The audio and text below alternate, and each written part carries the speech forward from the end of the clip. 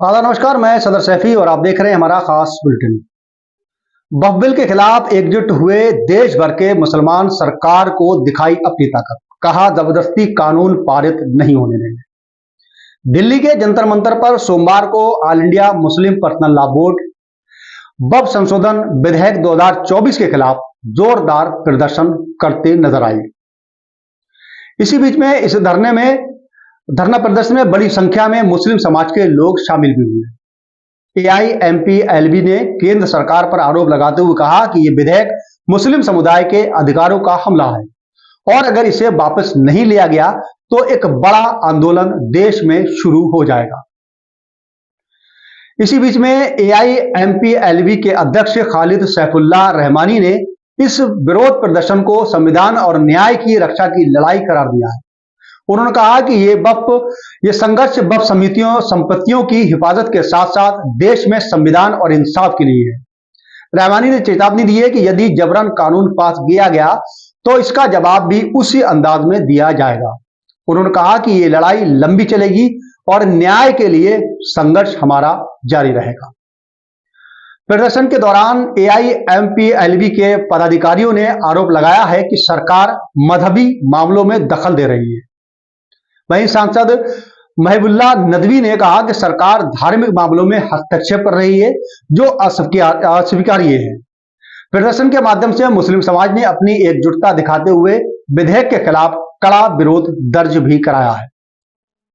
इसी बीच केंद्रीय अल्पसंख्यक मामलों के मंत्री किरेन रिजिजू ने विपक्ष पर झूठ फैलाने का आरोप भी लगाया है। उन्होंने कहा है कि वक्फ संशोधन विधेयक को लेकर मुस्लिम समाज में जानबूझकर भ्रम फैलाया जा रहा है। उन्होंने स्पष्ट किया कि सरकार की मकसद वक्फ संपत्तियों को छीनना नहीं है और न ही कब्रगाहों पर कब्जा किया जाएगा। रिजिजू ने यह भी कहा है कि भारत कानून से चलता है, कोई भी व्यक्ति किसी की जमीन जबरन नहीं छीन सकता है। इसी बीच कानून मंत्री किरेन रिजिजू ने कहा कि विपक्षी दल लाउड स्पीकरों के जरिए गली गली में गलत संदेश फैला रहे हैं, जिससे समाज को गुमराह किया जा रहा है। उन्होंने कहा कि अगर सरकार कोई गलती करती है तो देश में न्यायालय है, जहां लोग अपनी समस्या रख सकते हैं। उन्होंने दावा किया है कि मोदी सरकार द्वारा लाया गया विधेयक मुस्लिम समाज के कल्याण के लिए जारी है। रिजिजू ने बताया कि वक्फ संपत्तियों का संरक्षण और उनकी सही उपयोग सुनिश्चित करना सरकार की जिम्मेदारी है। उन्होंने यह भी कहा कि संसद में जब यह विधेयक पेश होगा तब विपक्ष के हर सवाल का जवाब दिया जाएगा। उन्होंने कहा कि JPC संयुक्त संसदीय समिति में भी सभी सवालों का जवाब पहले से ही दिया जा चुका है। वहीं इस विरोध प्रदर्शन में जमीयतुल उलमाए हिंद, जमात इस्लामी, जमीयतुल अहले हदीस और ऑल इंडिया मिल्ली काउंसिल जैसे प्रमुख धार्मिक संगठनों के पदाधिकारी भी शामिल हुए थे। प्रदर्शन में इन संगठनों ने सरकार के खिलाफ एकजुटता दिखाई और विधेयक को मुस्लिम समाज के खिलाफ बताया है।